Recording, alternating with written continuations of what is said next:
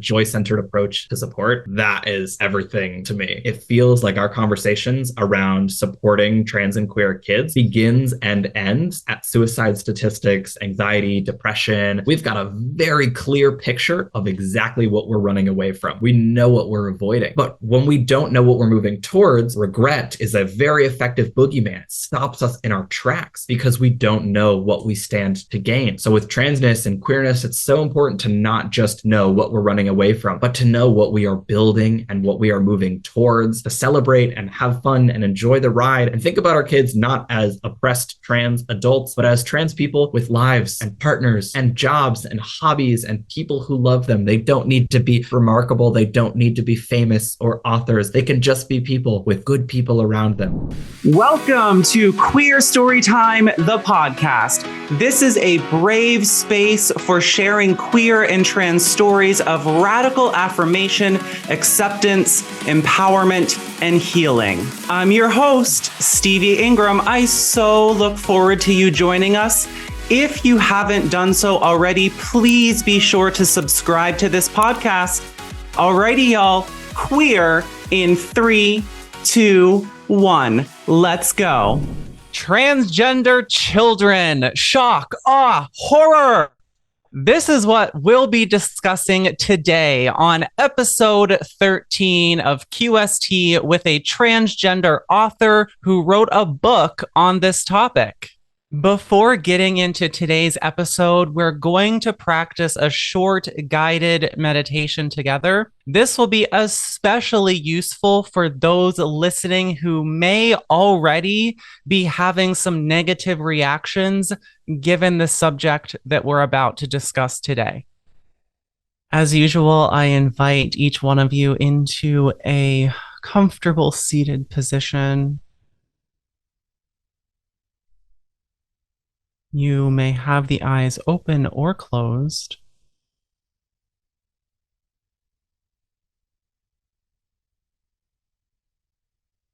And I invite each one of you into awareness of breath, moving your awareness from the outer environment to the inner environment of the mind and the body. Notice how you're showing up to this episode.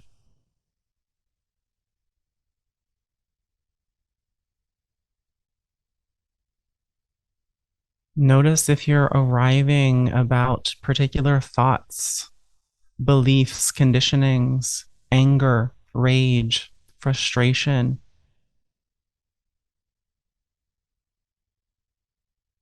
Or you might be arriving here with excitement.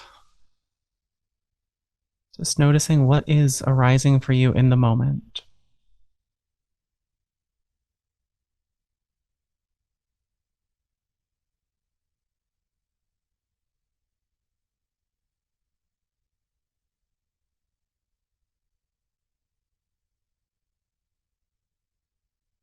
Holding whatever is arising in a gentle space of awareness. Notice where you feel excitement in the body. Notice where you feel anger in the body.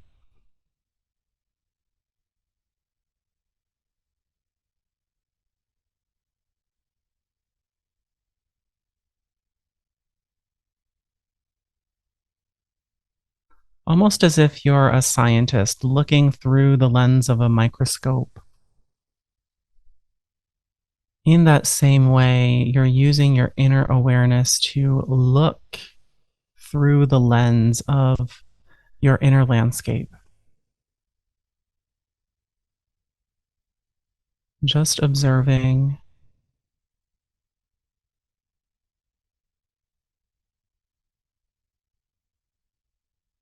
Notice that you might be reacting to how it is you're feeling.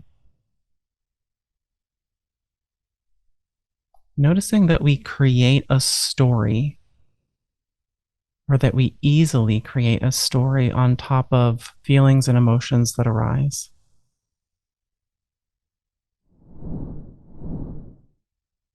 Moving from that space of reactivity into simply a place of observation.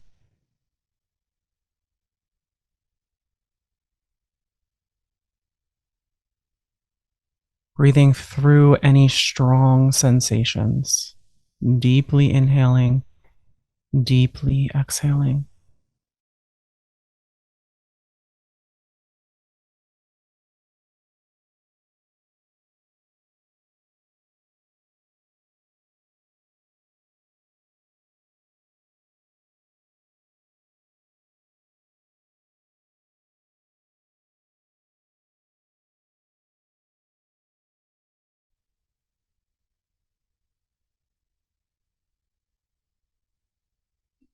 Then, as you're ready, gently begin opening the eyes and welcoming you back into the room that surrounds you.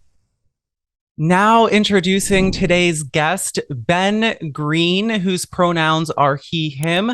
Ben is an international public speaker, transgender man, and author of the book, My Child is Trans.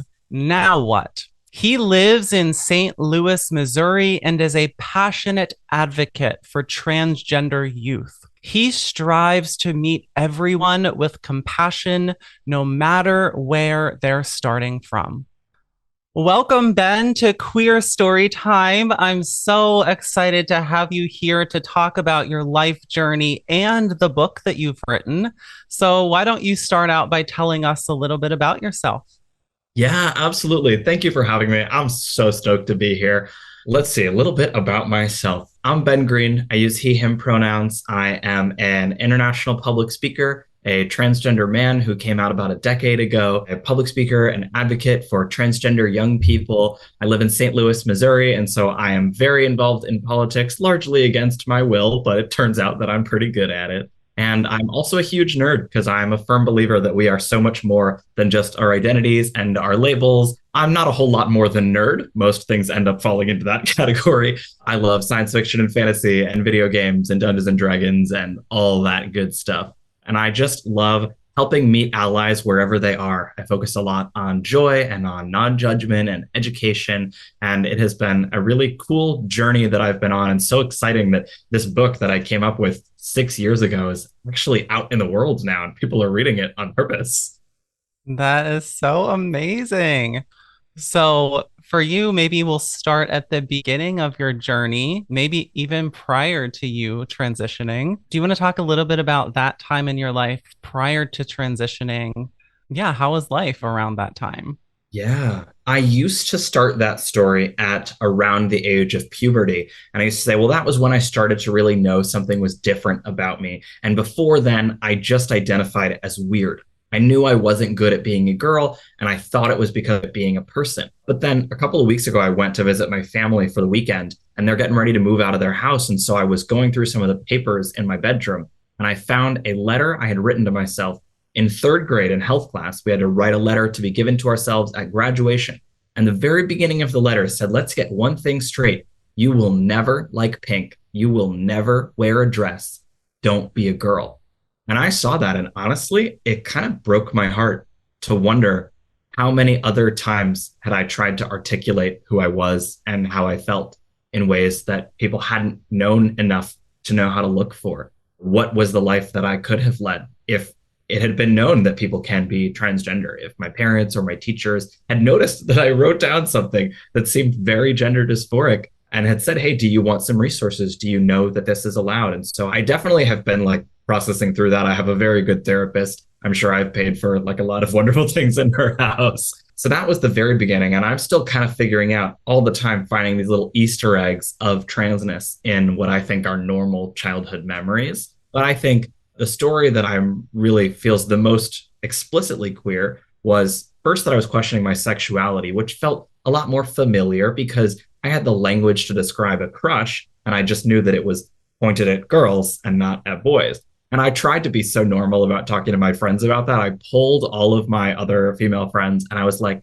hey, on a scale from 1 to 10, how beautiful do you think women are? That was how I asked that question. I thought that I was so slick. Let me tell you, straight people don't answer a 9. They're not passing much more of like a 3 or a 4 or like, yes, my friends are so pretty. All the boys should date them. And I'm like, well, no, that's not really what I'm asking. So I came out as bisexual pretty soon after that because I was like, I'm not going about this in the way that other people are. And when I came out to a friend as bisexual, and I'm from small town Connecticut, one store, one stoplight, tiny town.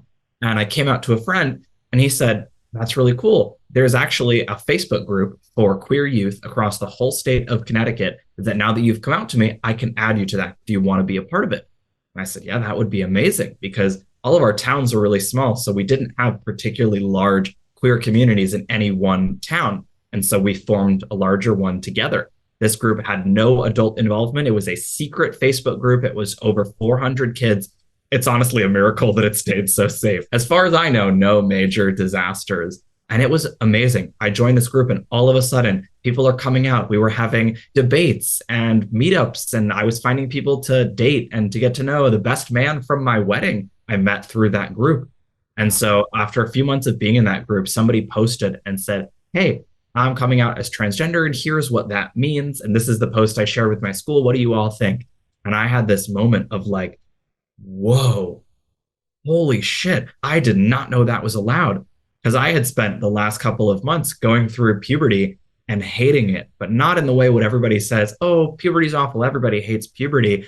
I would look into the mirror and I just could not recognize the person looking back at me. I know that is like the biggest stereotypical trans movie ever is the mirror scene. And I would spend hours just crying because I was afraid. I now know the word is dissociating, but I would look in the mirror and feel like I just got like astral projected out of my body. And I didn't know what the solution was, what it meant.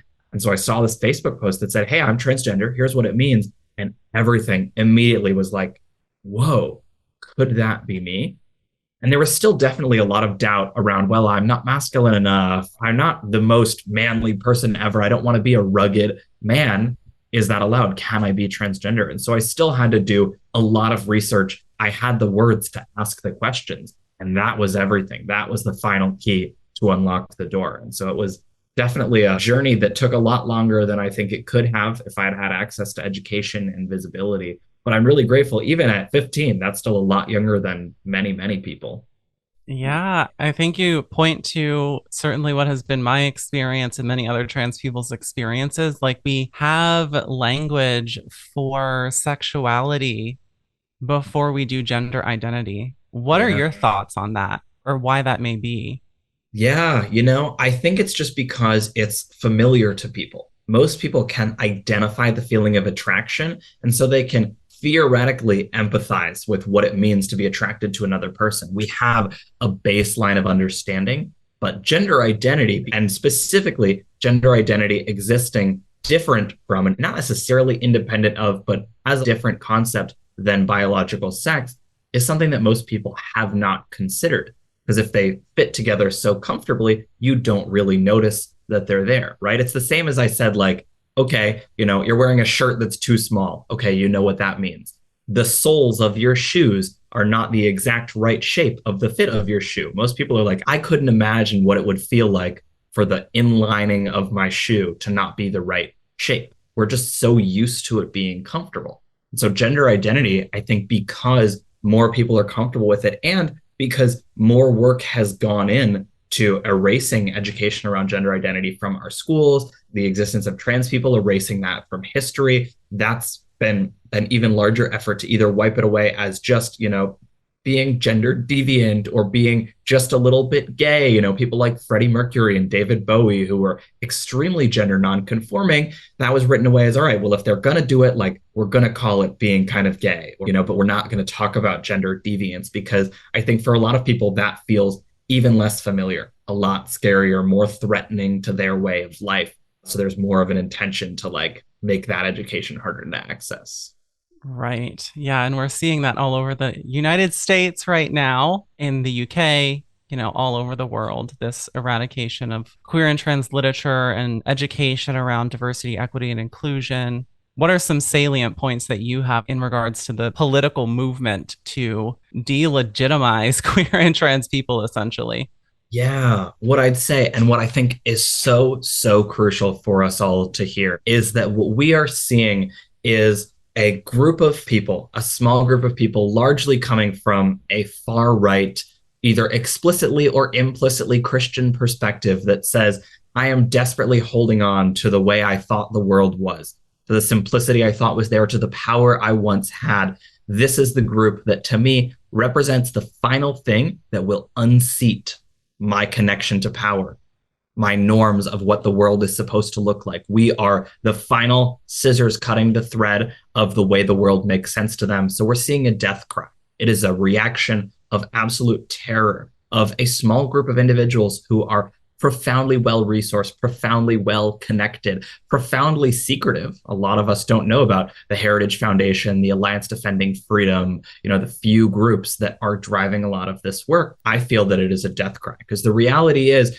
we have had an extreme increase in visibility. More people than ever before are seeing trans characters on TV, have a gay neighbor, are seeing pride flags when they drive down the street. They are exposed to trans and queer identities, but we are not seeing a matching rise in education. So what that means is a lot of people who thought they understood how the world works are feeling ashamed, are feeling confused or overwhelmed or threatened, and there's not that education. So when folks who are saying, this is my enemy, bring in misinformation, bring in fear, misinformation and radicalization works because it's comforting. It says, I know you're afraid. We'll protect you. We understand who the bad guy is. We understand that you can't afford your rent. Here, it's the job of woke people that are taking that away from you. It's their fault. Here is your target. And there's a really wonderful book by Judith Butler that's called Who's Afraid of Gender that taps into a lot of the psychology here. That's amazing.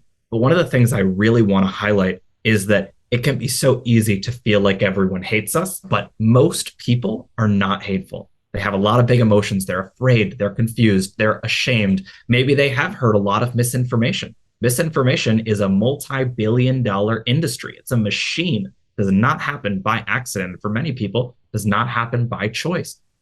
So there is a small group of hateful people, but day-to-day people, when I travel to every corner of this country, again, I live in Missouri, people are not hateful. The other big thing I really want to point out, and the last kind of big point I make about this, is that we are not fighting a fight on the battleground of facts and logic. A lot of people talk to me about the bills that are being proposed, and they say, I just don't understand. It doesn't make any sense. The logic isn't there. Isn't there this study that disproves it? Isn't this not actually, something? But that's not what it has ever been about. The trans athletics bills are a perfect example. In Missouri, we had 8 anti-trans sports bills proposed last year. We already have a rigorous process for someone to get approved to play sports of a different, of their gender identity rather than their sex assigned at birth. So we know how many trans athletes we have, K through 12. It's 5. That's more than 1 bill per child. They could have just written a bill for each child by name, but that was never what it was about. What it was about was creating a narrative by bringing up this debate, the transgender question, the trans sports debate. Everybody who's hearing about it on the news assumes that we agree there's a problem and we disagree about the solution. And by addressing these bills at face value, we legitimize their points. They bring up totally bonkers. They know that there are not transgender athletes stealing every trophy from your child. They know that there are not examples of transgender people assaulting people in bathrooms, especially not as many as priests and youth pastors and police officers. But it's not about that. It is about painting a picture of a very scary group of people and about building support for that erasure. For a lot of people, that has worked and created anger and hate. For a lot of people, it has also created confusion. They say, but I don't understand. What about sports? What about fairness? And I say fairness in women's sports is so important to me. That's why I advocate for equal pay for women's athletes to men's athletes. So I advocate for my sister in the NCAA to get just as cool of a workout room as the men's sports teams do. I talk about fairness in women's sports, and I redirect what is an actual problem that we can agree on, rather than look at the flashy thing, look at me shaking my keys, transgender bathroom bills. That's not what it's about. And so trying to make sense of it and instead look a little deeper at what is the goal underlying these bills is so important as well. Absolutely. And we see that through and through, that the intention is to invoke fear into people or to elicit their own fear response. Base this on any logic, facts, or science. Yeah, it's meant to be very distracting and confusing, scary. So, I mean, what would your message be for people that may have conflicts with their faith? They see this culture war happening and they're, experiencing this tug in their heart kind of between, there may be this semblance of, I know this is wrong, but something else, some other worldview is telling me that this is right at the same time. How do you navigate that? Yeah, and faith in particular is such an interesting one that I've been on a lot of different journeys with throughout my life. There is this view of LGBTQ identities and faith and religion as the opposite ends of a spectrum. You have to pick a side and you have to be somewhere in between. But the reality is that is not dichotomy at all. I became more religious after I came out because of the support that I received from my synagogue, from my rabbi. Now, Judaism is often known for being a very affirming religion, but I also know trans people of every denomination, of every religion, who are there and who have found support in their faith. There are a few things that I like to share about that. The Please do. first is that people often say about trans people, like, but God doesn't make mistakes. I want to support you, but how could you say that God has done something wrong? And there's a quote that I really love from a book called Something That May Shock and Discredit You. And the line is, God made me transgender for the same reason he made grapes instead of wine and wheat instead of bread, so that humanity could share in the divine magic of creation. That's I was not beautiful. made trans by mistake. Yeah, I get to create myself. And Mm. that's really lovely. Was that a Jewish rabbi or who said that? No, that was just like an author writing a Oh, cool okay. book of short stories. It was not written by a faith leader. Oh, okay. Beautiful nonetheless. Yeah, I really think about that quote so frequently. And it really does feel very magical and spiritual to have gotten to have a hand in my own creation. It feels really Mm. cool. Mm. The other thing I love to say about faith in particular is that I'm not going to sit here and quote lines of scripture that say it's okay to be gay and say, here's the gotcha. Here's the moment where I can tell you, but you wear mixed fabrics, but you eat shellfish. Most people have heard that at this point. They're aware of the hypocrisy. The reality is, and this is my life philosophy for far beyond religion, you can find evidence of anything you're looking for. You can find evidence that your best friend is in love with you. You can find evidence that your best friend hates you. You can decide what you want to look for. And in religion, I think that is exceptionally true. If you want an excuse to be hateful, you can find a line in any religious text that tells you, yes, good, stoke Mm. the fire. That person is not right.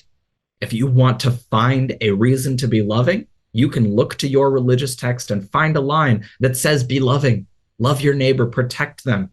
You can find queer characters in every major religious text that exists. You get to decide what to look for. Are you going to look for the sword or look for the shield? I can't make that choice for you, but really letting people know there is a choice. You are making the choice of which part of your text you want to focus on because both are in there. What choice do you want to make? What are you looking for? And I think that's also a helpful context for, how different people can approach it. Definitely. I would love for you, if you don't mind, to talk about how you have navigated your Jewish faith. I believe, as far as I remember, that you're the first Jewish guest on the podcast. Ooh, So, I um, am. so take it away. Yeah. And I actually know so many transgender people who transitioned and then converted to Judaism because it is such there is so much queerness in the Torah and in Jewish mysticism, and that's really lovely. And so much of Judaism, and I have friends hear the term Judeo-Christian, and they assume, okay, Judaism is just Christian with Hanukkah or with Shabbat instead, Friday service instead of Sunday service. Judaism is very, very different from Christianity. You all looked at our source material and did a very bad job. I don't know what your faith is. You all, to the Christians, did a bad job cheating off our test. That's what I'll say. Judaism, one of the biggest differences I find is that it is very much about survival, about joy, about taking care of ourselves and each other. One of the things that I really love about Judaism, and this isn't necessarily in relation to my queerness at first, but we have a lot of fasting holidays. And one of the big things about the fasting holidays, we have this idea of a mitzvah, which is the kind thing you can do to yourself To others, there are so many different mitzvot or mitzvahs that you can contribute to the world around you. And so it is a mitzvah to fast on all of these fasting holidays. And if you are someone who is old, if you are sick, if you're someone with an eating disorder, if fasting in any way wouldn't be good for you, the mitzvah is to eat. Judaism never asks you to put yourself in harm's way, never says you must be sacrificing for your faith. You must hurt yourself, feel shame, feel guilt. We don't have sins. We don't have hell. We don't have things like that. Obviously, there are going to be people in every faith who are not supportive. There are people in Orthodox Judaism who have a very different experience of this faith. I can't speak for every Jew, but every Jewish community event that I have been to has been about community, very much about social justice. When I go to the Missouri State Capitol, there are a lot of rabbis, a lot of yarmulkes, a lot of Jews who say, my faith tells I must fight to build a better world. I must fight for equity for every person. Jews support access to abortion, reproductive health care, gay marriage. There is so much within Judaism that talks about that social justice and community. And I think just on a personal level, when I came out, I said to my rabbi, is this okay? Is this allowed? And he did not miss a single beat in saying, absolutely. And the steps that my synagogue immediately took, making sure we had a gender neutral bathroom, making sure all the staff were trained to support myself and the queer students who came after me, that we celebrated Pride Month, that they checked in with me to say, is everybody being okay? Do you have any concerns? I never heard the wrong name in my synagogue once I came out. They were all with it like that. That was really, really beautiful for me. And so it was also, I think, the personal experience that I had was really positive. That is so amazing as well. That's so amazing, so different than my own experience. I don't know if you know this about me, but I grew up as a Christian pastor's kid, so you can imagine. I don't consider myself Christian anymore, but yeah, I've always had a tremendous level of respect for the Jewish faith because of many of my Jewish friends. I mean, well, there's many traditions around the world, but Judaism specifically has always, I'm not Jewish. It's just like what I've perceived, that it's been very open. And I know Judaism like prioritizes like deep questioning of things and having debates about things. And I've always respected that, kind of similar to science in a way. Yeah, we love asking questions. If you pick up a copy of the Torah in any synagogue, it's filled with annotations of arguments between different rabbis. And one of my favorite jokes is, what do you get when you put two Jews in a room? 3 opinions. We love to say, oh, but what if that is so much about exploring and asking questions, which I really love. Yeah, and that just makes the space, especially for queer and trans people, that just makes the space so much more open and accepting. The fact that that is kind of a culture within Judaism. Yeah, absolutely. That's so awesome. Well, why don't you tell us about this amazing book that you've written, My Child is Trans, Now What? Children being trans is very controversial right now in the United States and around the world. So I'm curious to hear what you have to say about your book and like how you're working through some of these social narratives that are just completely asinine when it comes to trans children. Yeah. First, for anybody who says that a book like this is making a child trans, or that doing anything that a parent has the ability to make a child trans, have you ever tried to make a kid clean their room? Have you ever tried to make a teenager go to bed on time? It's very hard, as it turns out, to make kids do things, identify a certain way, present a certain way. We have very little control over how our kids are going to identify. So I love to give people that reminder, which tends to like, people don't really think about it through different lenses of like, it would actually be very hard to make a child want to have surgery and go on hormone therapy. That's a lot. In terms of this book, which is my baby, which is so much to me, I wrote it because when I came out, the people around me, they were kind, they were safe, and that is so much, but it wasn't everything that I needed. They said, okay, we don't really know what that means, but we'll all figure it out together. And so as I realized I needed different support systems, I could advocate for that and I could build it for myself. I was teaching our health classes because we didn't have inclusive curriculum. I was helping our guidance staff learn how to support trans youth in crisis because they weren't exactly sure how to support me. I was helping with our school policies, leading our student group. I was becoming all the different adults that I needed in my life because there wasn't any professional being brought in to help navigate that. There wasn't any adult who said, I know what to do, or I've looked up what to do and figured out how I want to step in. And so I've been an adult since I was 15 years old. I was jumping out of a plane with a tarp and a sewing kit, which is why, as a trans adult, my career is to be the parachute factory. I always think that's really clever. I go to companies and hospitals and families and schools and build those supportive structures so that the trans and queer kids who come in after me get to be supported by default. What this book is a toolkit. It is not an instruction manual. It doesn't say, here are the 10 things to do. It says, here are the 10 questions to ask to figure out what your child wants to build. There is no expectation of here's what it means to be transgender.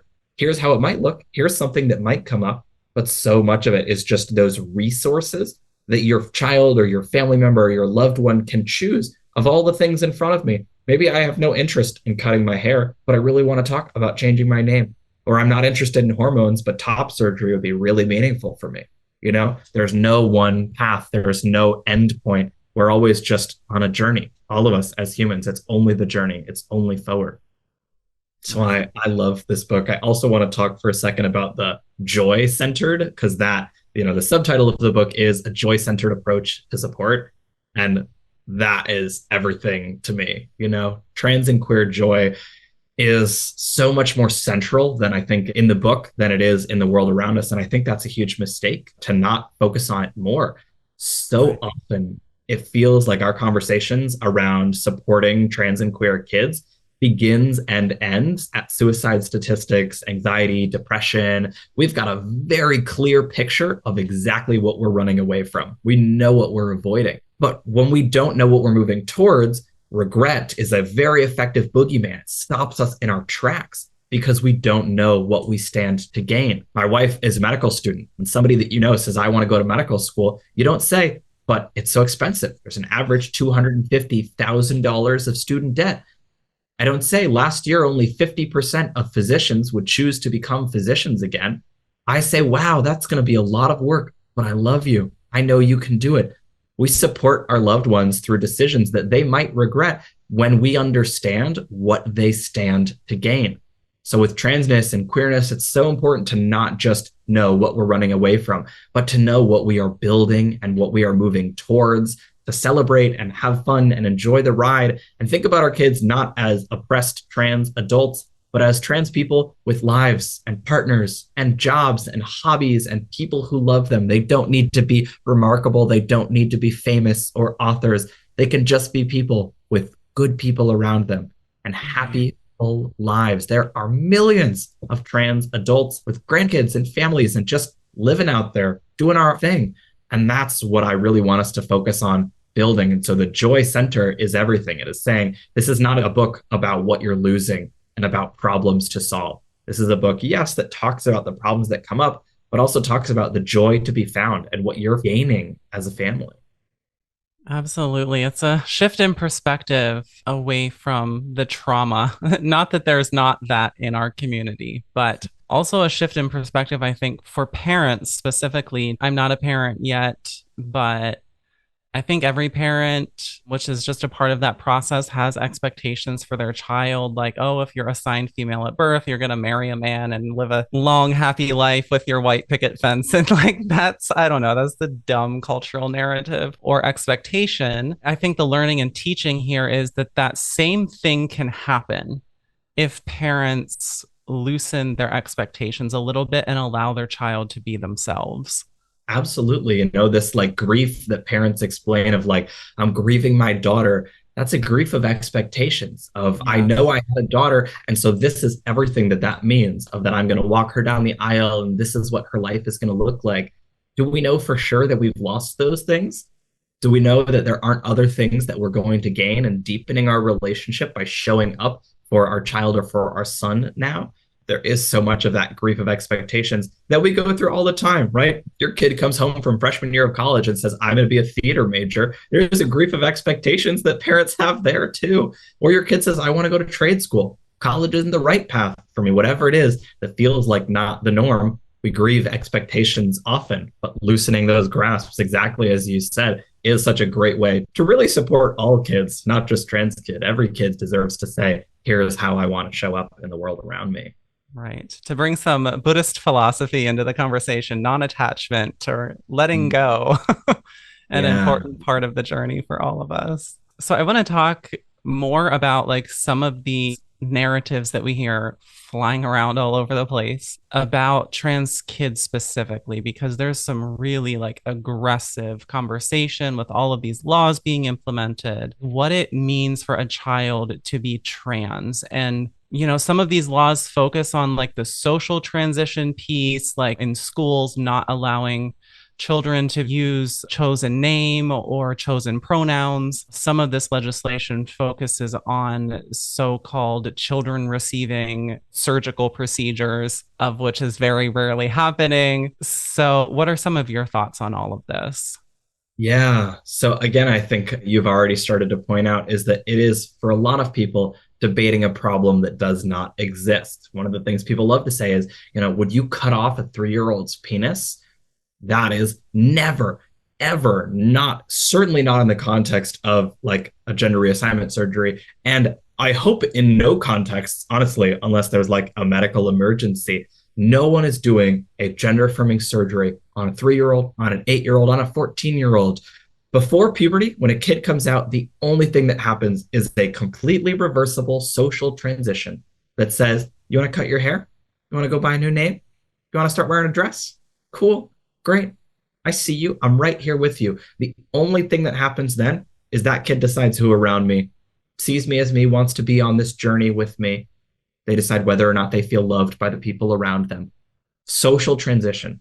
When the onset of puberty comes, we can talk about puberty blockers. It's worth noting that puberty blockers are really expensive, really hard to access, and as much as people like to talk about how they're being handed out like candy and they'll put puberty blockers in anybody who says, I'm a tomboy, it's really hard. There are rigorous evaluation criteria that healthcare providers will use, specialists in gender affirming care, to decide whether or not someone is a good candidate for puberty blockers.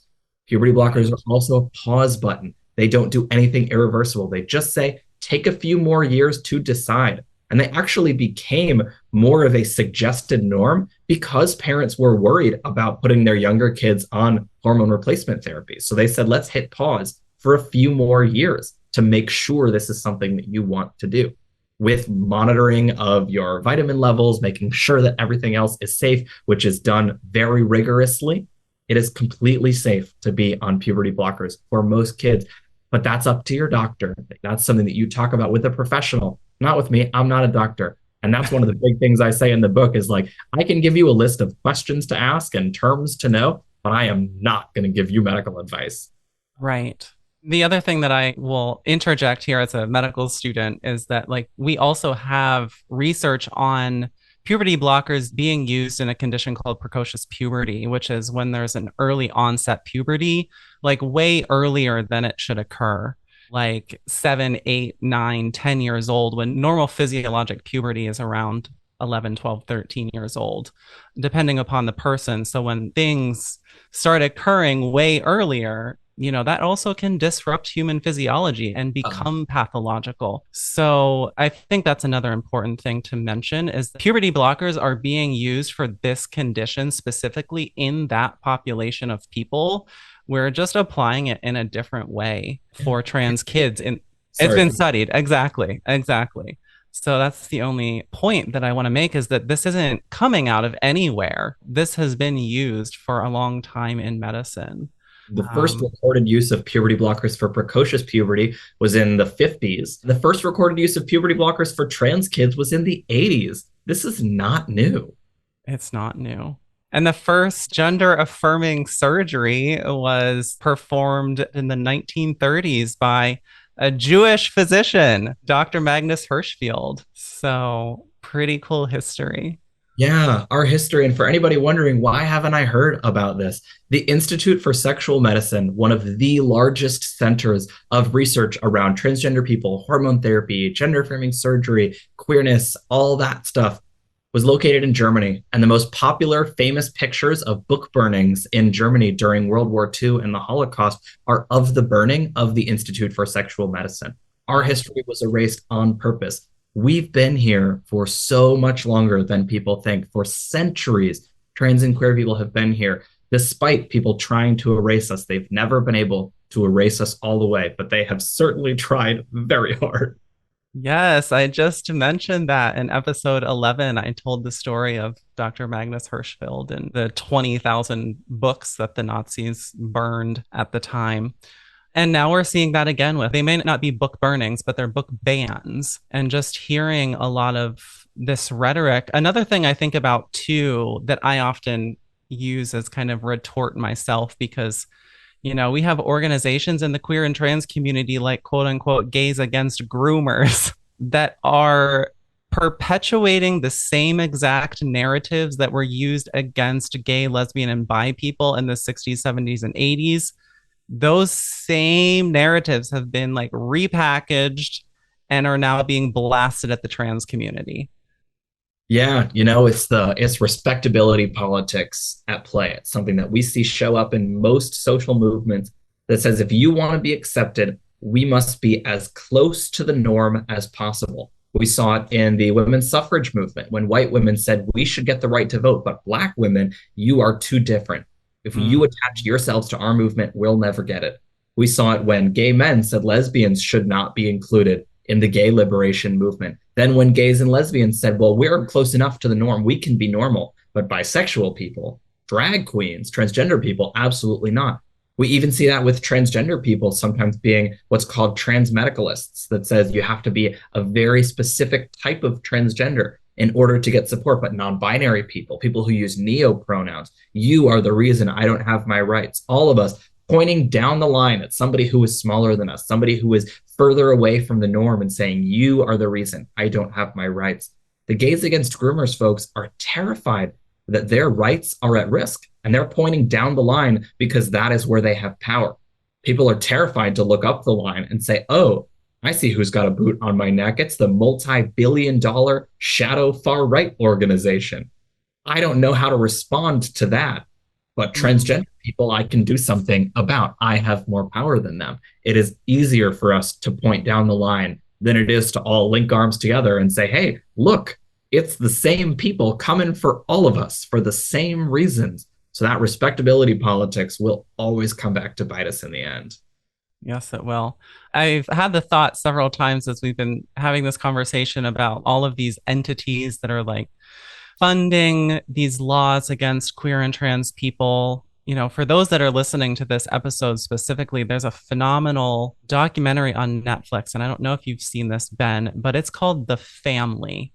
Ooh. And it basically tells the story of, I think, since the Reagan administration, if I remember correctly, basically tells the story how like Christian nationalists have infiltrated every level of government for years and years, like decades.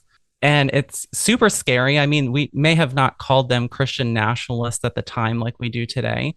It just goes to show that these organizations that were against people with uteruses having abortions, they have been slowly working behind the scenes for 5 decades, for the better part of 5 decades, to chip away at the rights of marginalized people, especially when it comes to the abortion issue, and to chip away at queer and trans people's rights. And so I just highly recommend that everyone watch that to like have a really deep understanding of why things are happening the way they are right now. I'm definitely going to have to look into that because it is terrifying, but keeping our heads in the sand might keep us sane, but it will not keep us safe. They've been able to get this far because nobody has noticed and has called them on it. And now we better make sure we know what's going on. We know who we're up against so that we can fight back effectively. Absolutely. Moving in a slightly different direction, share any valuable insights that, I mean, I know your whole book is full of valuable insights, but just if you could pick a couple for those that are listening that you think are super important. Yeah, there's a big one that I would love to share, which is I think a lot about this turn of phrase we have in English of describing something as a roller coaster of emotions. And in particular, when I'm talking to parents who have a kid that's just come out, I really like that metaphor and I like to expand it a little bit because roller coasters as a concept are honestly kind of crazy. I have to imagine the first person to get on a roller coaster probably thought they were going to die. Maybe they did, because how is that safe? But there is a reason that we all get on roller coasters, that we would drive hours to go to Six Flags and wait in a long line. There are a lot of reasons we feel safe going on a roller coaster. The first is because we know it was not built by Joe Schmo, who they hired fresh out of high school. It was built by a group of experts who have been studying this for decades, if not a couple hundred years. I don't know when roller coasters were invented, but they've been studying roller coasters and knowing what are the best practices for building the most safe, the most fun roller coaster. We know there is a big old restraint coming down over us that is the perfect shape and size to make sure that we don't fall out of whatever direction this cart is going to take us. And the biggest reason we feel safe getting on a roller coaster is because you look out the other side and you see a stream of people coming out, smiling, laughing, even if they threw up a little bit, they had a good time. When someone that we love comes out and is transitioning, it's so tempting to feel like I'm the first one. This has not happened in my community, in my state, in my school, in my faith, whatever it is. It can be so isolating and so easy to say, I've got to figure this out on my own. Don't try to do it alone. There are people who have spent decades building resources, not just nationally, but in your area. Look for community centers, look for support groups, look for the people who have just gotten off the ride and are smiling. Look for the people who are sitting right next to you. Who else is going through this right now in the same wind conditions? Who else is stuck at the top while there's a technical failure, knowing how scary that is? Not trying to do this alone is so, so important.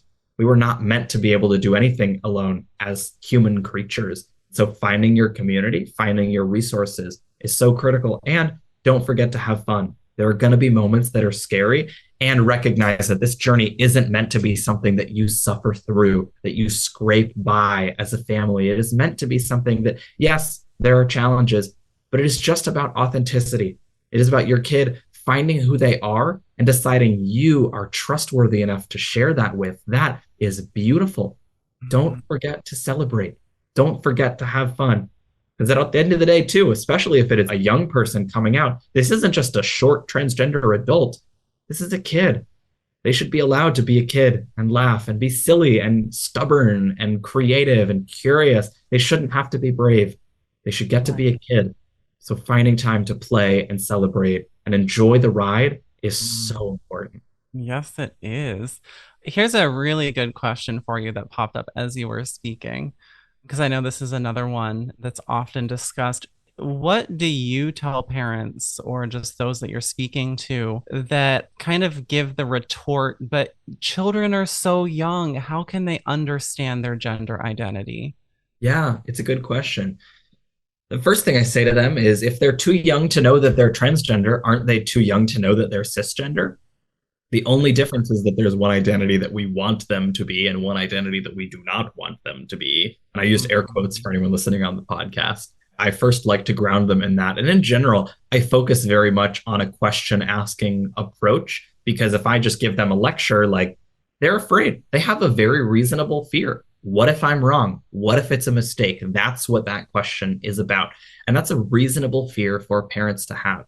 And so I'll spend a lot of time asking questions to help understand their fear, but I really like to walk them through what the worst case scenario is, right? Our worst case scenario is that they go through permanent changes to their body, to their gender identity and expression that then they can't undo. Our fear is that they will feel discomfort because their body doesn't reflect their gender identity. Our worst fear is that they'll experience gender dysphoria because of a transition that no longer feels right to them. And so I help them understand, tell me, how is that worst case scenario different from what they are currently voicing to you, which is gender dysphoria? Our worst fear is the same as what's already happening. And to parents who say, well, can't we just make them wait a little bit longer? Statistically, it's unlikely that your kid is going to change their mind. It happens. And I talk about the statistics while also being realistic. But I tell parents, your kid is not going to spend the next year, 2 years, 5 years deciding whether or not they're trans. They're going to spend that amount of time seeing that you are not someone who is on their side. Mm-hmm. You are not someone who loves them unconditionally. They're learning what the conditions are. A lot of parents also say, I only want them to be trans if there's no other choice because it's going to be so hard for them. I'm afraid for my kid to be trans or queer. And I say it's going to be hard either way. The world is not easy. Are you going to be a part of making it harder or making it easier? And that's something that sometimes parents need to hear as well. They need to understand what the stakes are. Is that for us, family is the people who love us as we are, not our blood ties, not our financial dependencies. What your kid is deciding is whether they want to have you in their life the second they turn 18. They might be scheming, how can I get out of these walls? How can I find a family who loves me as me? They are not grateful to you for making them not live authentically just to be sure. Give them space to be curious. It doesn't mean you have to say, okay, you're trans, no going back, but building that safe space to say, it's okay if you decide, actually, I do really like being a girl. I wanted to explore how it felt to be a boy, and that didn't really feel right. And knowing that you are someone who is with them on their journey, no matter what, is so meaningful. Yes. I love what you are kind of getting at here in regards to, can parents be okay with children exploring their gender identity? Even if they explore the trans side of the quote unquote spectrum, but then that doesn't work out for them and they come back to the cis side of the spectrum. I guess that's just a reflection that I think a lot of parents could find useful is like, do I as a parent or am I as a parent okay with my child exploring this? Like children explore a multitude of things throughout life. And why do we have to be so attached to asking the question, why do we have to be so attached to, my child was assigned female at birth. They have to behave like this. That shows more of the parents' attachments to gender identity and gender expectations and gender roles and norms and all of that stuff than it says about the child that wants to actively explore these things. Yeah. And it also brings up this point around it's only bad to detransition or to say, I explored that and that didn't feel right. It's only bad for families who feel that being trans is a worst case scenario. I support you because I know that if you could be any other way, you would. I think the born this way narrative does fall short and that it creates environments where I understand that this must be awful for you, but I have to support you because I have, a live daughter or a dead son, whatever it is, of that threat of misery. For some kids, it is about what brings me more joy. And I think trying to avoid thinking of being trans as a bad thing, a death sentence, a worst case scenario, makes it easier to support our kids in exploring their identities as well. Absolutely. Yeah. So I think that points to allow children to play. That's what children are supposed to do. And if that includes gender, then so be it. I think the entire summation of this entire conversation is parents like letting go. That's a massive practice. This practice of letting go and this practice of allowing things to be different than parents may perceive them to be. Yeah.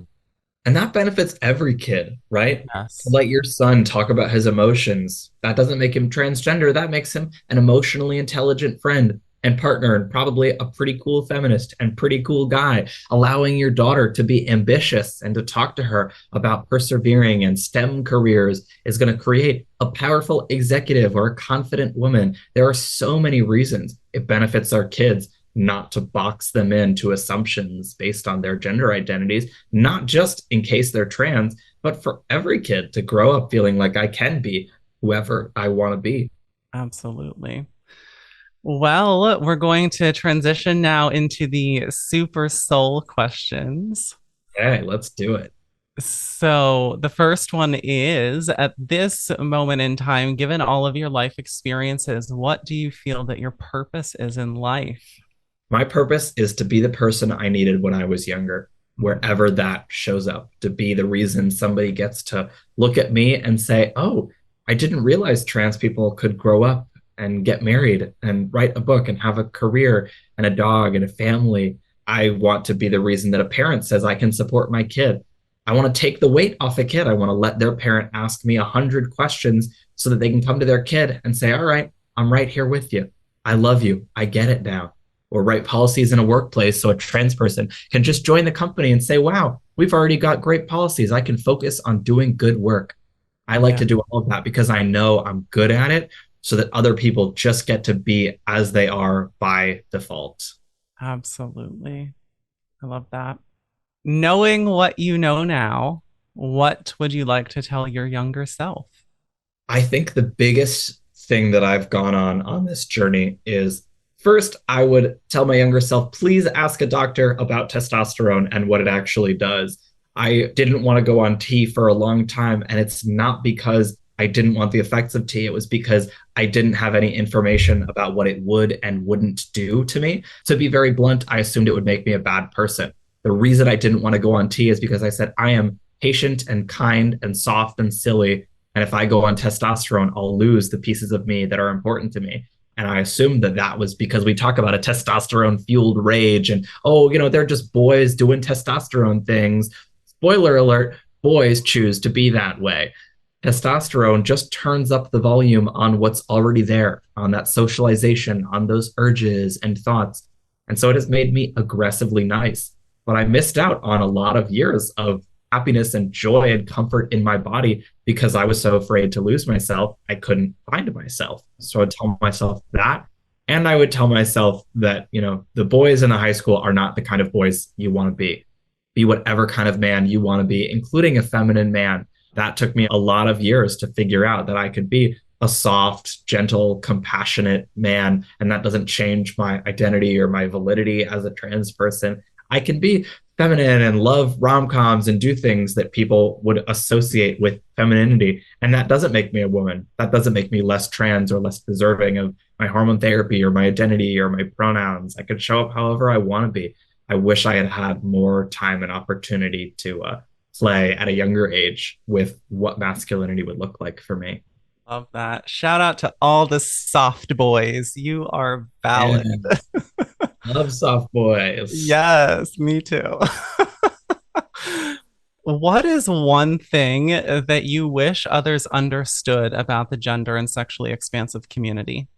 It's a good question. I think I wish they understood that this is so corny, but that we are so much more than our identities. I'm not a trans person who happens to be Ben. I'm Ben who happens to be a trans person. I don't want to make every question about my identity. I don't even necessarily want this to be my career. I'd be a librarian or a children's museum designer or a video game soundtrack score writer or whatever the word is.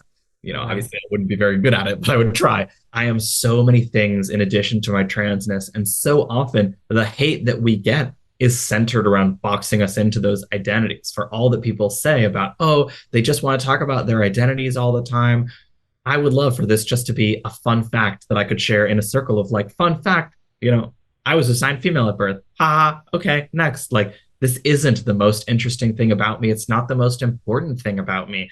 We are a hugely diverse group of people. There are trans people of every race, ethnicity, religion, age, nationality. There are trans people in every hobby and music fan base and TV show fan base and whatever it is. We're everywhere. We're just human beings who show up and want to be safe and have fun with our friends and use the bathroom and eat at a restaurant. We're just like you. We're normal. Ah. Period. What would you say to all of the lawmakers globally creating laws against us? These laws aren't popular. People are voting handily against legislators who make anti-trans politics their platform. They are asking for their recall. They are telling them this is a waste of our resources. Your people can't afford rent. Your children are going to school 4 days a week because there aren't enough teachers. There are bigger problems to be solved that your constituents will actually be impacted by. Transgender people are not an effective scapegoat. It is not going to work for your political career. It is not going to work for your constituents. And at the end of the day, when you close your eyes and you spent a long, hard day attacking children, do you feel good about yourself?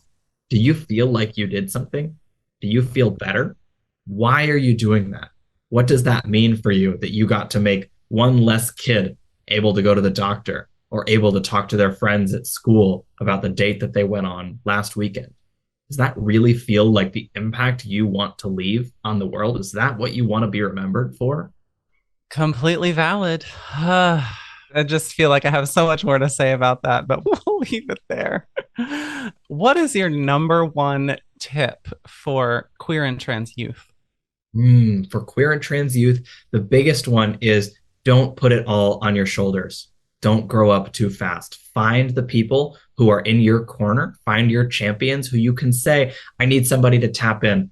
Our school doesn't have inclusive policies. Mom, can you go and bring something to the PTA meeting? There's a teacher who's not using my pronouns. Can I ask my English teacher to talk to them for me?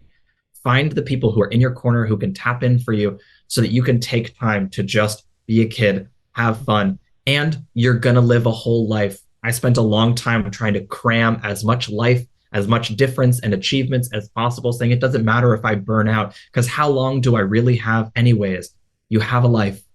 You have so long to live and so much to give. It is not just about how much change can I do in as short of a time. You don't have to do your whole life before you turn 25. You get to do the whole life.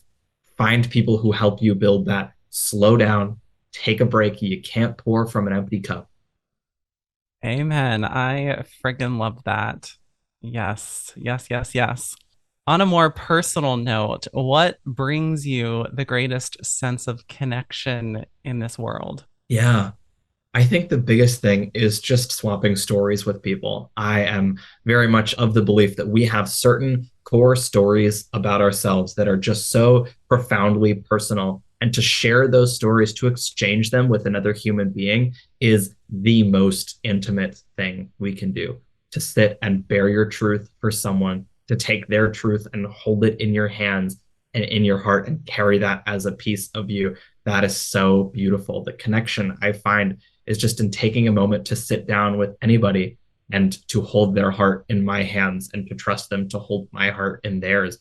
As I tell them my stories, my experiences, it is so beautiful to get to be real with people and to get to just share stories. They don't have to be the most deep, dark, personal stories, but to share the stories just that make me who I am with somebody who wants to hear them is so special. I love that. And that's why we're doing queer story time. Yeah. That's fantastic. So, where is Ben headed from here? What's in the future for you? I think the biggest thing I'm working on is obviously continuing to advocate everywhere I can, workplaces, government groups, doing a lot of speaking and political advocacy. The big thing that is bringing me joy and that I'm excited about is a fantasy novel that I'm writing, very different from my first parenting book, that is just about the magic that trans people have from our identities, our experiences, the things that we learn. I'm so excited to be putting that together. Who knows when it'll see the world? But at least for right now, for me, it's a source of joy that I get to take a little work day and go into this trans utopia of people running away from their kingdom to take care of each other. So putting out more stories into the world, more positivity, continuing to be your trans older brother on social media and just finding new ways. I'll go wherever I can be, where I can be doing the most good. That's amazing. And where can people find you if they want to get in touch? Yeah. The best way is through my website, which is bgtranstalks.com. My email is the same, bgtranstalks@gmail. You can also find me on Instagram at pseudo.bro, pseudo.bro, because I'm your fake older brother, and on TikTok as pseudo-bro without the period. Thanks, testosterone. Ha ha ha ha. Some medical humor for you if you're still listening to this part. Nobody ever finds that as funny as I do, but I think it's hilarious. I think it's hilarious. I saw that and I was like, Well, thank you, Ben, for being a part of Queer Story Time. It's been an honor to have you here and to have you show up as your authentic self for everything that you are in all your soft boy pseudo bro realness. Thank you so much for having me. This has been so much fun. I love it.